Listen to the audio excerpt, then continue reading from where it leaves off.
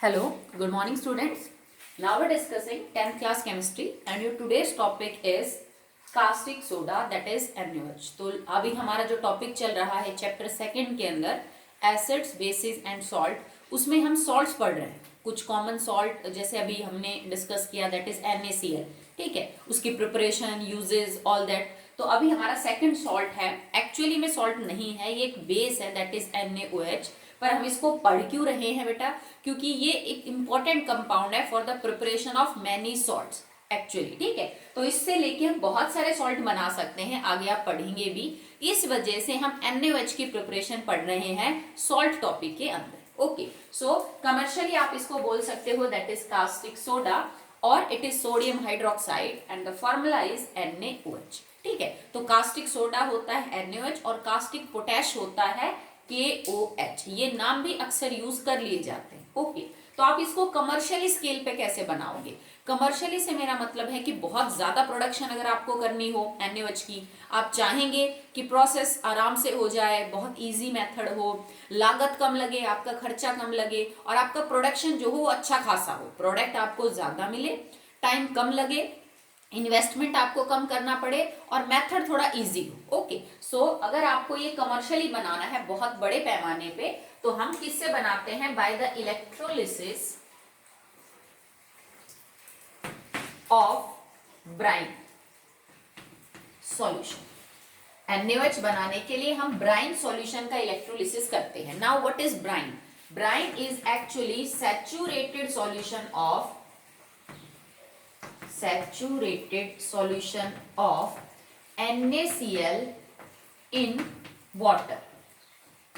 अगर आप पानी के अंदर एक डिजायर्ड अमाउंट ऑफ वाटर ले लीजिए आप और उसमें नमक घोलिए और उसका सैचुरेटेड सॉल्यूशन बना लीजिए, तब तक घोलते रहिए नमक को, तब तक कि और नमक घुलना बंद ना हो जाए।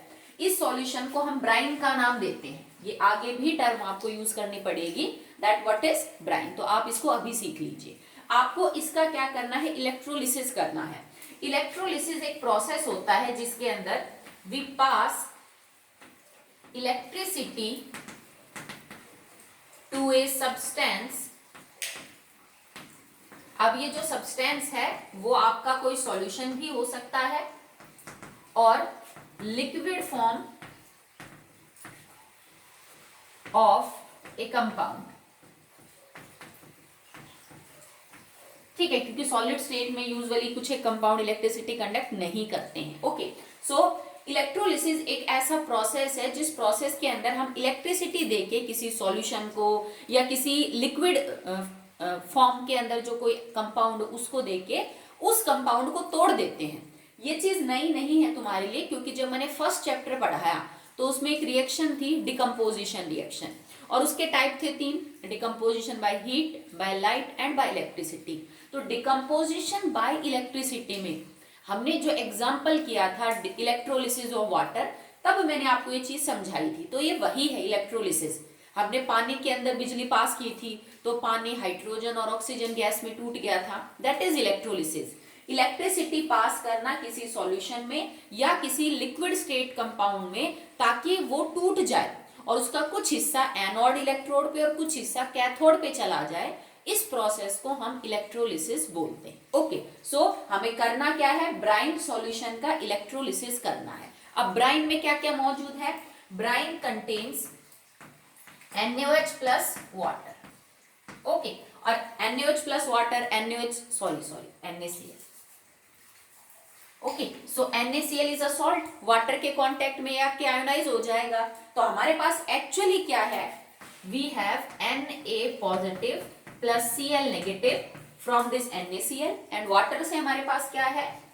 H positive plus OH negative. Actually हमारे पास ये 4 आयंस मौजूद हैं। ओके, सो आप लिख सकते हो NaCl प्लस H2O का जो सॉल्यूशन है that contains Na positive, Cl negative, H positive and OH negative. ये एक स्ट्रॉन्ग एसिड और स्ट्रॉन्ग बेस का सॉल्ट है। ये कंप्लीटली आयोनाइज हो जाएगा to give Na positive and Cl negative. पानी में है तो ये एक्वस मिलेगा और ये भी आपको एक्वस मिलेगा, ठीक है।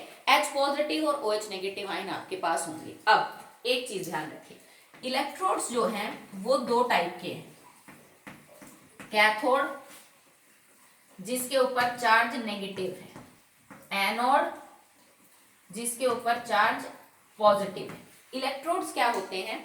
इलेक्ट्रोड्स वो टर्मिनल हैं जिनको आपको बैटरी से कनेक्ट करना होता है, ठीक है।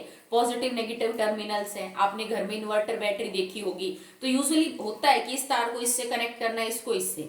तुमने बैटरी में कई बार सेल डाले होंगे टॉर्च में, तो एक पैटर्न होता है डालने का। रिमोट में भी सेल के डालने का एक पैटर्न है, तो वो इसीलिए डाला जाता है पॉजिटिव नेगेटिव। आप उल्टे डाल देते हो तो सेल काम नहीं करता है। तो वो इलेक्ट्रोड्स होते हैं। सेल के ऊपर एक छोटा सा उठा हुआ पोर्शन होता है, दैट इज इलेक्ट्रोड। तुमने रेडियो का सेल कभी तोड़ा हो तो उसके बीच में जो ब्लैक कलर की रॉड निकलती है वो इलेक्ट्रोड है, ठीक है। तो इलेक्ट्रोड्स किसी भी मटेरियल का हो सकता है जो इलेक्ट्रिसिटी कंडक्ट करे। दो इलेक्ट्रोड मानते हैं, एक जिसपे पॉजिटिव चार्ज है, एक जिसपे नेगेटिव। नेगेटिव चार्ज वाले इलेक्ट्रोड को कैथोड बोला जाता है और एनोड वाले को जो है उसपे चार्ज पॉजिटिव है। तो नेगेटिव की तरफ कौन अट्रैक्शन फील करेगा? पॉजिटिव। और पॉजिटिव की तरफ कौन अट्रैक्शन फील करेगा? नेगेटिव। करना क्या है, मान लीजिए आपके पास एक बड़ा सा टैंक है जिसके अंदर Na positive, Cl negative, OH negative और H पॉजिटिव है, और आपने इसको इलेक्ट्रोड से कनेक्ट कर रखा है बैटरी से, ठीक है। जैसे मैंने दो इलेक्ट्रोड डाले, एक इलेक्ट्रोड इधर, एक इधर, okay. So now I am connecting it with the battery. आपने इसको बैटरी से कनेक्ट कर दिया, ओके।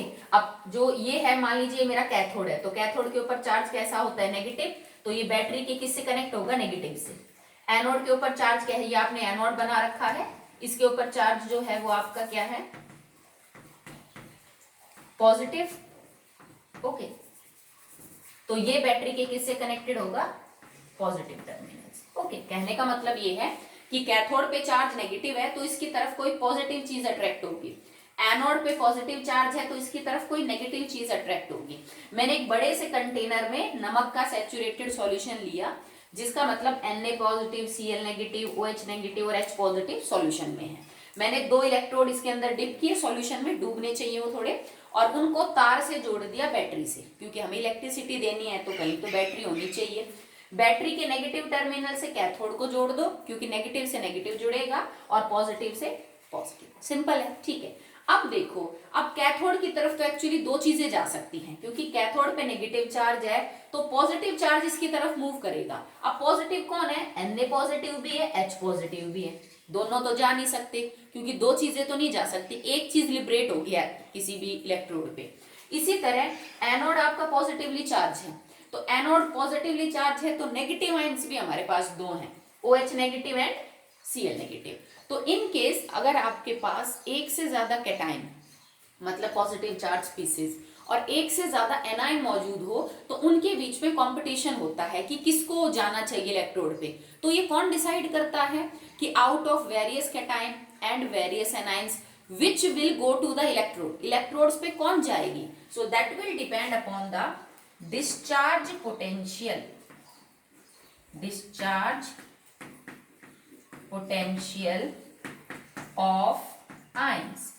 किसी आयन का डिस्चार्ज पोटेंशियल क्या है, इस बात पे डिपेंड करता है कि वो आयन लिबरेट होगी एनोड या कैथोड पे कि कोई दूसरी होगी, ठीक है। अब ये चीज तुम फिलहाल तो ध्यान रख लो, क्योंकि ये आपको 11th 12th में समझ में आएगी डिस्चार्ज पोटेंशियल क्या होता है।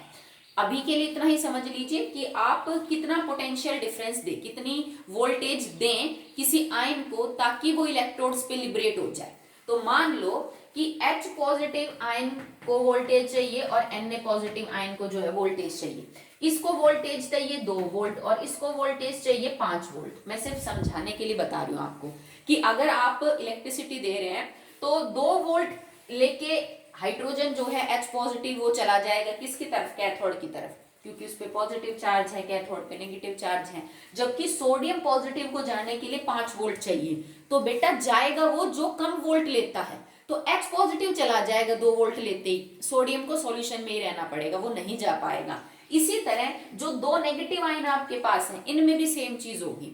जिस आयन को लिबरेट होने के लिए कम वोल्टेज चाहिए वो लिबरेट हो जाती है कैथोड और एनोड पे।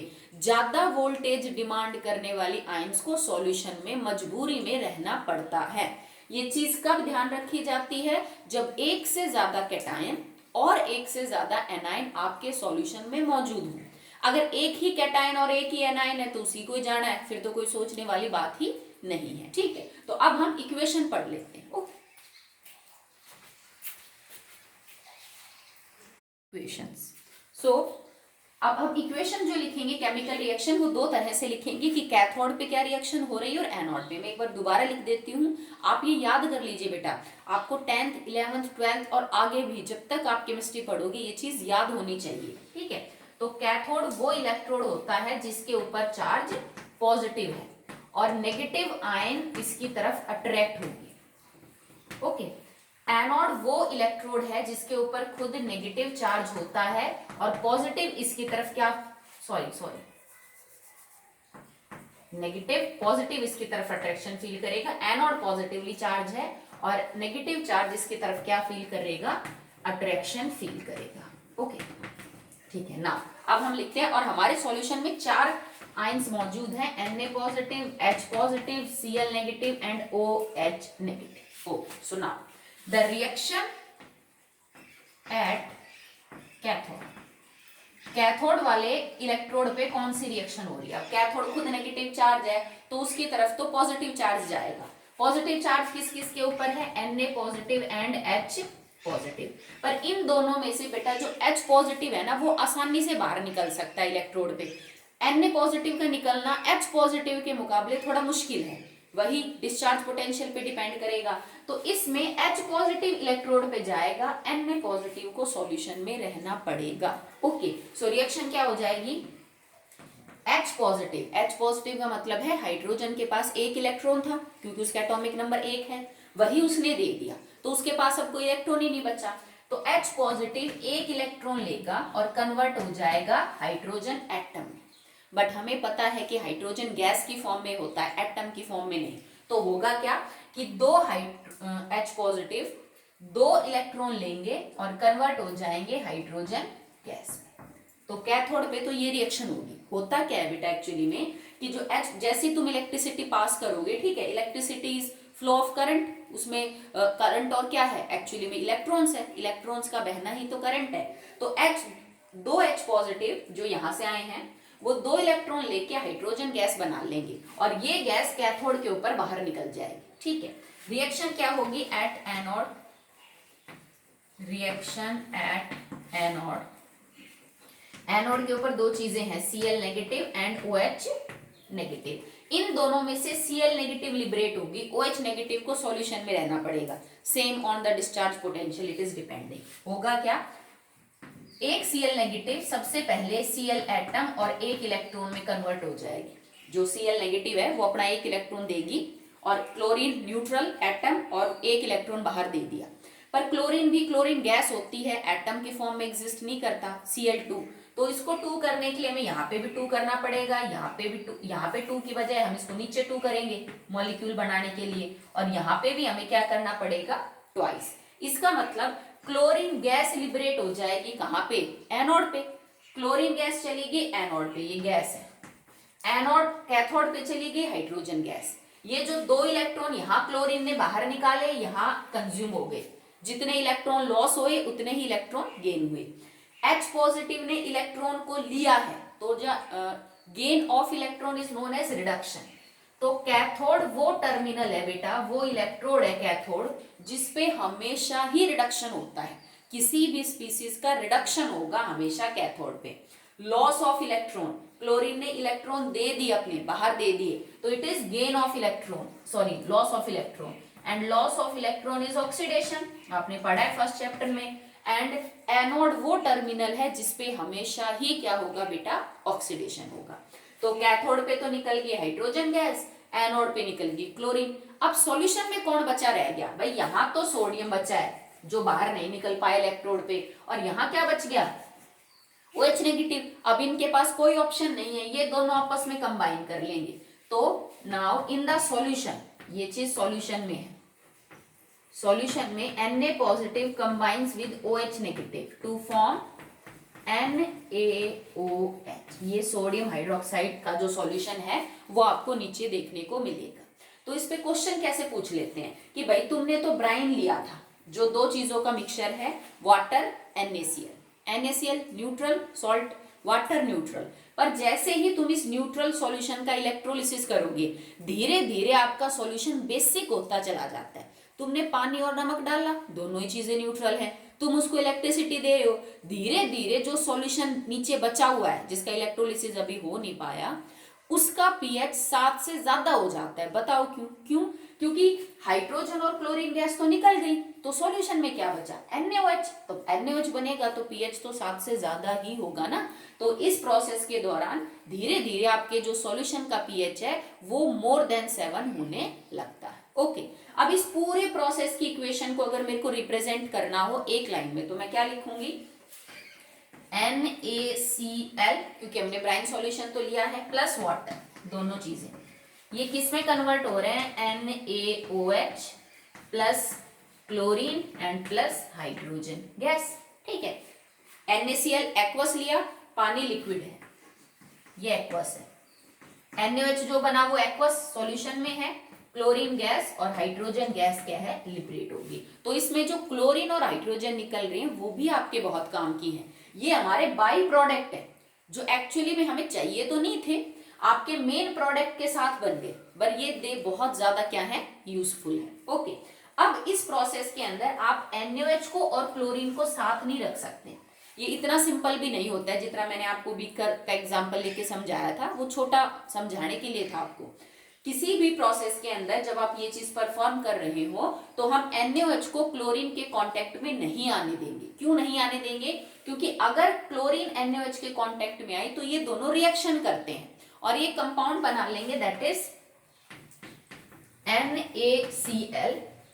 अगर जो इवॉल्व हो रही है क्लोरीन वो, और जो NaOH सॉल्यूशन में बचा हुआ है वो, मतलब बाहर निकलती क्लोरीन अगर NaOH के सॉल्यूशन के कांटेक्ट में आ गई तो ये आपस में रिएक्शन कर लेंगे to form NaOCl and H2O। तो हम नहीं चाहते कि क्लोरीन NaOH के कांटेक्ट में आए, क्योंकि फिर तो आपका प्रोडक्ट ही टूट जाएगा।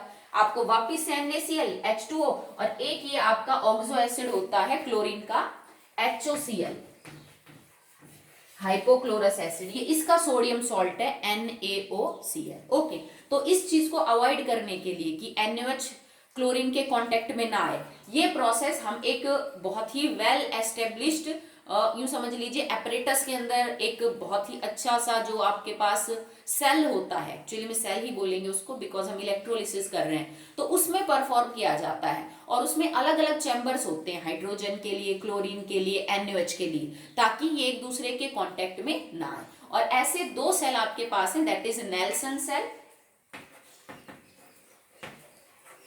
ठीक है, ये एक ऐसा चैम्बर बनाया होता है जिसमें ये चीजें आपस में कांटेक्ट में नहीं आती। और एक है आपके पास कास्टनर कैल्नर सेल, कास्टनर कैल्नर सेल। ये आप 11th में डिटेल में पढ़ेंगे बेटा, अभी तो सिर्फ इनका नाम ही आपके लिए कि इस सिचुएशन को अवॉइड करने के लिए हम एक अच्छा सा सेटअप करते हैं, चैम्बर्स बनाते हैं अलग अलग हाइड्रोजन, क्लोरीन और NaOH के लिए, ताकि वो एक दूसरे के कांटेक्ट में ना आए। ये जो प्रोसेस है जिससे आपने बनाया है NaOH को, इस प्रोसेस को बोला जाता है क्लोर एल्कली प्रोसेस।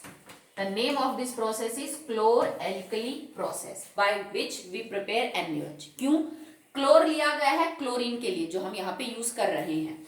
एल्कली यहाँ पे NaOH के लिए बोला गया है क्योंकि एल्कली है वो एक सोडियम हाइड्रोक्साइड। तो इस पूरे प्रोसेस का नाम है क्लोर एल्कली प्रोसेस। क्लोर शब्द यूज किया गया है क्लोरीन के लिए एंड एल्कली यूज किया गया है NaOH के लिए। जो दो अच्छे प्रोडक्ट्स हैं आपके इस प्रोसेस में, क्लोरीन आपका by product but still very important, NaOH तो हमारा क्या है बेटा? मेन प्रोडक्ट है। इसके दोनों ही बाई प्रोडक्ट आपके लिए बहुत इंपॉर्टेंट है, हाइड्रोजन एंड क्लोरीन, ये भी इतने ही यूजफुल हैं जितना कि आपका NaOH। Okay, so now the last topic in this category is what are the uses of separately hydrogen, chlorine and NaOH।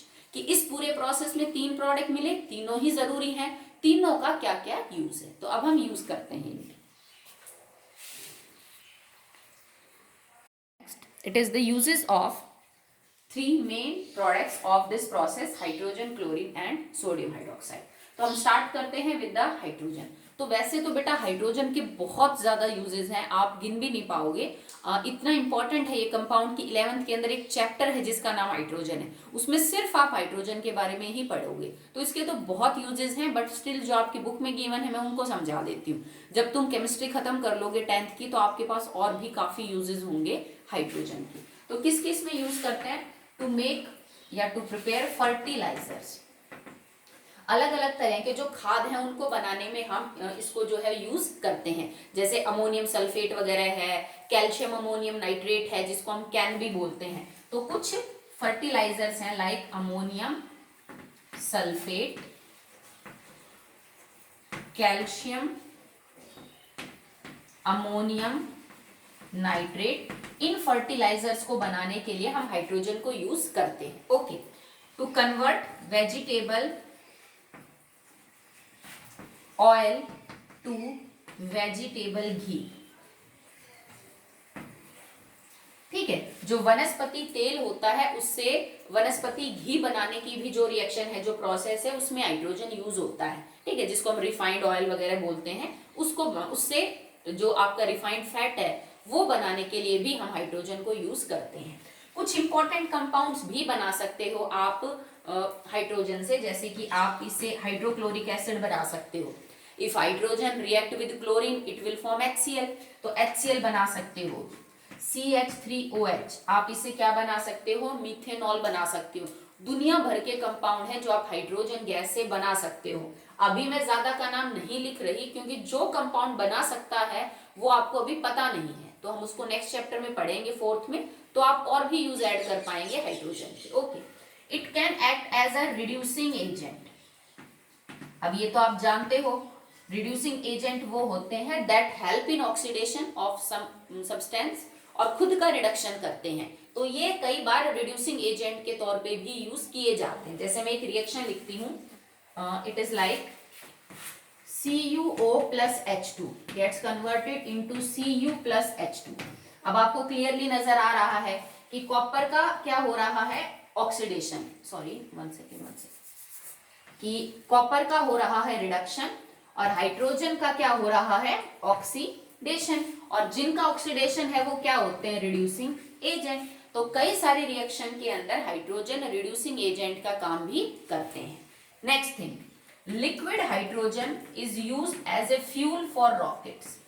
ये रॉकेट फ्यूल के तौर पे भी यूज किया जाता है। जैसे जो ईंधन लेके जाते हैं रॉकेट्स, तो अच्छा होता है अगर वो लिक्विड ऑक्सीजन और लिक्विड हाइड्रोजन को ईंधन के रूप में यूज करें, तो एनर्जी भी ज्यादा मिलती है और पॉल्यूशन भी नहीं होता उससे, ठीक है। चलिए, now the uses of chlorine. Chlorine के क्या क्या यूज है? तो बेटा ये एक अच्छा जर्मिसाइड है, ठीक है। जर्मिसाइड से मेरा मतलब क्या है? टू किल द जर्म्स, कि क्लोरीन का काम होता है जर्म्स को किल करना।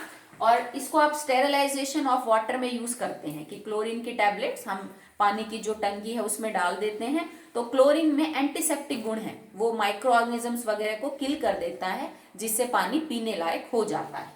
It is use to prepare bleaching powder. Bleaching powder एक पाउडर होता है व्हाइट कलर का, जिसका फॉर्मूला CaOCl2 है, जो किसी भी चीज पे से रंग उड़ाने का काम करता है। ओके, आप क्लोरीन की हेल्प से HCl बना सकते हो by this equation, H2 plus Cl2 gets converted into 2HCl, ठीक है। तो क्लोरीन से आप क्या बना सकते हो? जो ब्लीचिंग पाउडर है वो भी बना सकते हो। क्लोरीन से आप और क्या क्या बना सकते हो? आप क्लोरोफॉर्म बना सकते हो, CHCl3, और भी बहुत कंपाउंड है जो आप क्लोरीन से बना सकते हो। इससे आप CFC बना सकते हो, क्लोरोफ्लोरोकार्बन्स, याद है ना आपको? क्लोरोफ्लोरोकार्बन वही हैं जो ओजोन लेयर को डिप्लीट करते हैं, तो इनमें इनको बना सकते हो।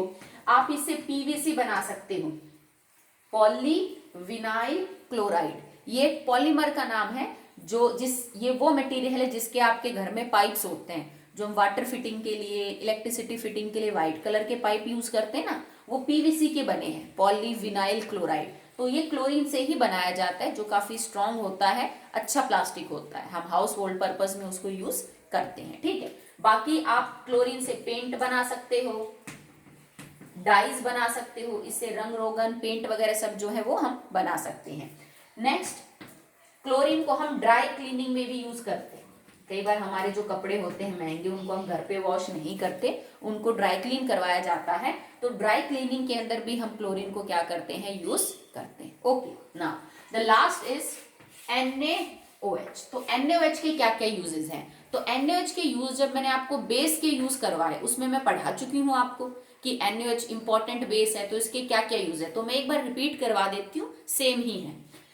आप इससे साबुन बना सकते हैं, you can make soap, detergents, you can make paper, glass, textile, ठीक है, मतलब कपड़े, ग्लास, कागज, साबुन, डिटर्जेंट, ये सारी चीजें आप इससे बना सकते हो।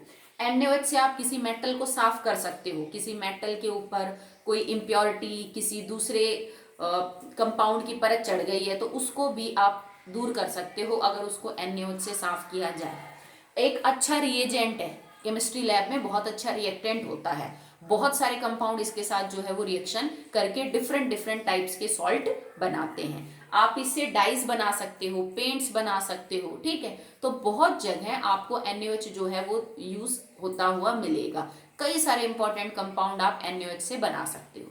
सो अभी हमने कंप्लीट किया है, that is caustic soda, that still not a salt, it is a base, but actually में आपने ऑब्जर्व किया कि NaOH को बनाने में जो मेन मटेरियल हमने यूज किया that is NaCl and it is a salt, ठीक है। तो NaCl एक इंपॉर्टेंट सॉल्ट है, बस नमक और पानी।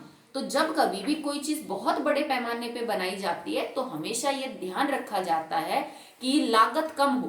तो देखो नमक और पानी तो यूज किया हमने, दोनों चीजें सस्ती हैं, हाँ थोड़ी बिजली जरूर लगी जो कि थोड़ी महंगी पड़ती है, पर इससे जो तीन चीजें बाहर निकलेंगी वो बिजली की कीमत वसूल कर देंगी। NaOH, क्लोरीन और हाइड्रोजन, तीन प्रोडक्ट, तीनों ही हमारे काम के हैं। तो उन तीनों प्रोडक्ट्स की कीमत से आप जो बिजली दे रहे हो इस प्रोसेस में उसकी लागत कवर हो जाती है। तो still it is a beneficial method, ये आपके लिए अच्छा है। तो दो सॉल्ट कंप्लीट हो चुके हैं हमारे, one is NaOH and base he actually में तो, एंड वन इज NaCl। तो दोनों आप कंप्लीट कर लेना, ठीक है। उसके बाद जल्दी ही आपके यूटी वगैरह होने वाले हैं, तो बी प्रिपेयर्ड। जो यूटी लेंगे हम वो इसी चैप्टर का लेंगे जो अभी आपका सेकंड चल रहा है, that is acids, basis and salts. Okay, that's all for the day.